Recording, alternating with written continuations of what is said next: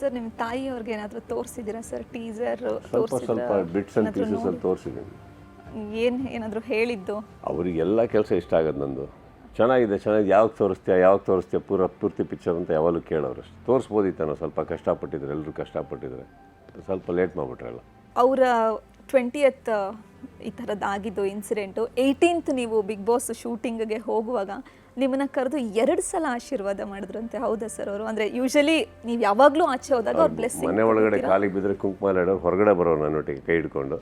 ಅಲ್ಲಿ ಇನ್ನೊಂದ್ಸತಿ ಕಾಲು ಬಿದ್ದು ತಬ್ಕೊಂಡು ನಮ್ಮ ಬರ್ತೀನಿ ನನ್ನ ಕಾರ್ ಹೋಗೋ ತನಕ ನಿಂತ್ಕೊಳ್ಳೋರು ಡೋರ್ ಹತ್ರ. ಅವರು ಅವತ್ತು ಕಾಲು ಬಿದ್ದು ಹೋಗ್ಬೇಕಾದ್ರೆ ಕೈ ಹಿಡಿದು ಮತ್ತೆ ಹೇಳಿದ್ರು ಬಾಯಿಲಿ ಅಂತ. ಮತ್ತೊಂದು ಸತಿ ತಬ್ಕೊಂಡ್ರು ಗಟ್ಟಿಗೆ. ನಾನು ಏನು ಸ್ಪೆಷಲ್ ಇವತ್ತು ಅಂದೆ.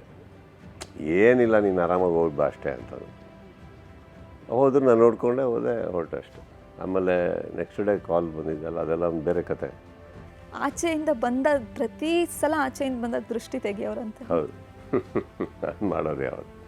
ಸೊ ಒಂಥರ ನನಗೆ ಈ ಬಿಗ್ ಬಾಸಲ್ಲಿ ಅರ್ಧ ಒಳ್ಳೊಳ್ಳೆ ಕಾಸ್ಟ್ಯೂಮ್ ಹಾಕ್ತಾ ಇದ್ದಿದ್ದು ನಮ್ಮ ತಾಯಿಗೋಸ್ಕರ ಅಂದರೆ ತಪ್ಪಾಗಲ್ಲ. ತುಂಬ ಇಷ್ಟಪಡೋರು. ಯಾವ ಥರ ಬಟ್ಟೆ ಹಾಕೋ, ಇಷ್ಟು ಚೆನ್ನಾಗಿ ಕಾಣ್ತೀವಿ, ಅಷ್ಟು ಚೆನ್ನಾಗಿ ಕಾಣ್ತು, ಅದು ಮಾಡೋದು ಅವ್ರ ಹತ್ರ ಬಯಸ್ಕೊಳ್ಳೋದು, ಇಲ್ಲ ದೃಷ್ಟಿ ತೆಗೆಸ್ಕೊಳ್ಳೋದು. ನನಗೆ ಸ್ವಲ್ಪ ಈ ಸೀಸನೆಲ್ಲ ಇಂಟ್ರೆಸ್ಟ್ ಹೊರಟೋಯ್ತು, ಬಟ್ಟೆ ಮೇಲೆ ಇಂಟ್ರೆಸ್ಟ್ ಹೊರಟೋಯ್ತು. ಅದಕ್ಕೆ ನಾನು ಕುರ್ತಾದಲ್ಲಿ ಬರ್ತೀನಿ.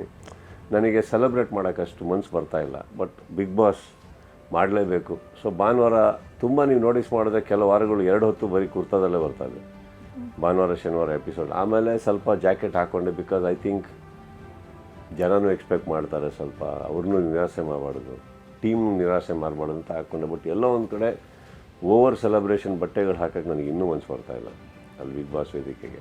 ಆ್ಯಂಡ್ ಬಿಗ್ ಬಾಸಲ್ಲಿ ನಾನು ಏನೇ ಎಕ್ಸ್ಟ್ರಾ ಮಾತಾಡಿ ಏನೇ ಮಾಡಿದ್ರು ಅಲ್ಲೊಂದ್ಸರಿ ಶಬಾಷ್ ಅನಿಸ್ಕೋತಾ ಇದ್ದೆ ಹೋಗಿ. ಆ ಕೊರತೆ ಏನಾದ್ರು ಮಾತಾಡ್ಬೇಕಾದ್ರೆ ಅನ್ನಿಸ್ತವೆ, ಇದು ನೋಡ್ತಾ ಇಲ್ಲವಲ್ಲ ಅವರು, ಇದು ನೋಡಲ್ವಲ್ಲ, ಇದು ಒಂದು ಫೀಲ್ ಬರುತ್ತೆ, ಯಾವಾಗಲೂ ಬರುತ್ತೆ.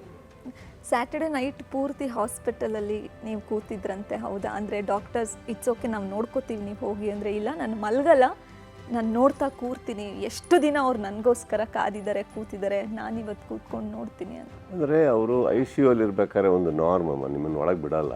ಸೊ ನೀವು ಹೊರಡಿ ಅಂತಾರೆ ಅವರು. ಸೊ ನಾರ್ಮಲಾಗಿ ನಮ್ಮ ಅಕ್ಕಂದ್ರೆಲ್ಲ ಏನೇ ತೊಂದರೆ ಆದರೂ ನಮ್ಮ ಅಕ್ಕಂದ್ರು ಯಾವಾಗಲೂ ಇದ್ದೇ ಇರ್ತಾರೆ ಹಾಸ್ಪಿಟ್ಲಲ್ಲಿ. ಅವರು ಪಾಪ ಯಾವತ್ತೂ ಇಂಜರ್ಗಾದ್ರೆ ನಾನು ನಮ್ಮ ಅಕ್ಕಂದ್ರಿಗೆ ಹೇಳಿ ನಾನು ಇರ್ತೀನಿ ಹೋಗಿ ಅಂತ ಹೇಳಿದ್ದು. ಯಾಕೆ ನನಗೊಂದು ಹಾಸ್ಪಿಟಲ್ ಅಟ್ಮಾಸ್ಫಿಯರ್ ನಂಗೆ ಇಷ್ಟ ಇಲ್ಲ. ಆ ಸ್ಮೆಲ್ಲು, ಮೆಡಿಸಿನ್ ಸ್ಮೆಲ್ಲು ನಂಗೆ ಸ್ವಲ್ಪ ಇದೆ ಅದು. ಸ್ವಲ್ಪ ಹಾಸ್ಪಿಟ್ಲ್ ಅಂದರೆ ನನಗೆ ಸ್ವಲ್ಪ ದೂರ ಇರ್ತೀನಿ. ಅಲ್ಲಿ ನಾನು ಇರ್ತೀನಿ ಅಂತ ಹೇಳಿದ್ದೇನಕ್ಕಂದರೆ ಅವ್ರು ಹೇಳಿದ್ರು ಹೊರಡಿ ಅಂತ. ಬಟ್ ಅವರು ಸೆಡೇಷನಲ್ಲಿ ಇರ್ಬೋದು, ಅವ್ರಿಗೆ ಗೊತ್ತಾಗ್ತಾಯಿಲ್ಲ ಏನು ನಮ್ಮ ತಾಯಿಗೆ. ಬಟ್ ನನಗೆ ಗೊತ್ತಾಗ್ತಾ ಇದೆಯಲ್ಲ, ಅವ್ರನ್ನ ಒಂದು ಬಿಲ್ಡಿಂಗಲ್ಲಿ ಒಬ್ಬರನ್ನೇ ಬಿಟ್ಟು ಹೆಂಗೆ ಹೋಗೋದು. I was not ready to leave her alone. So ನಾನು ಅಲ್ಲೇ ಕೂತ್ಕೊಂಡು ಸರ್ ನಿಮ್ಮನ್ನು ಹೊರಗಡೆಯಿಂದ ನೋಡೋದೇ ಸ್ವಲ್ಪ ನಾವು ಬೇರೆ ಥರ ಸ್ವಲ್ಪ ರಫ್ ಆ್ಯಂಡ್ ಟಫ್ ಅನಿಸ್ತೀರ. ನೀವು ಅಲ್ಲಿಂದ ಏನಾದ್ರು ವಾಕ್ ಮಾಡ್ಕೊಂಬರ್ತಿದ್ದಂಗೆ ಹಾಗೆ ಸ್ವಲ್ಪ ಜಾಗ ಬಿಟ್ಬಿಡ್ತಾರೆ ಎಲ್ಲರೂ. ಅಂದರೆ ಆ ಇಮೇಜ್ ನಿಮ್ಮನ್ನು ನೋಡಿದ ತಕ್ಷಣ ಹಂಗೆ ಅನಿಸುತ್ತೆ.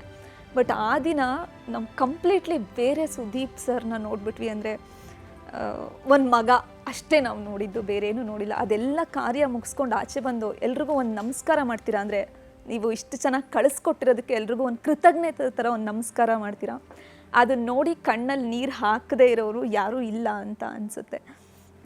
ಇಂಪಾರ್ಟೆಂಟ್ ಆಯಿತು ನನಗೆ ಆ ಟೆನ್ಷನ್ ತುಂಬ ಆಯ್ತು. ಯಾಕಂದರೆ ನೂಕುನುಗ್ಲಾಟ ನಂಗೆ ಅರ್ಥ ಆಗುತ್ತಿಲ್ಲ ಅಂತಲ್ಲ.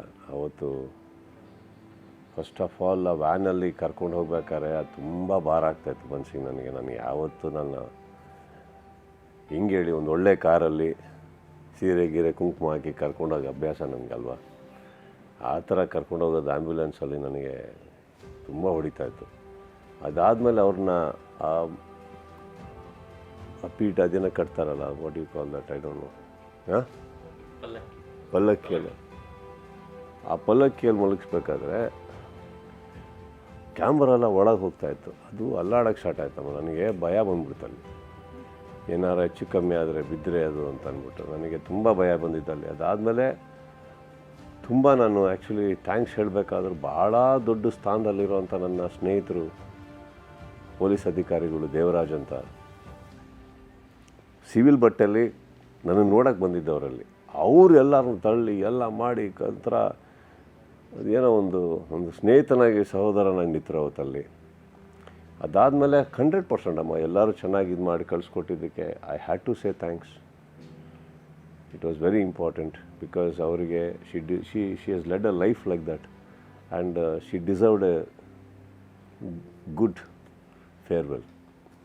ಸೊ ಅದು ಕಳಿಸೋ ತನಕ ಅದನ್ನು ಮಾಡೋ ತನಕ ನಂಗೆ ತುಂಬ ಟೆನ್ಷನಲ್ಲಿದ್ದೆ ನಾನು.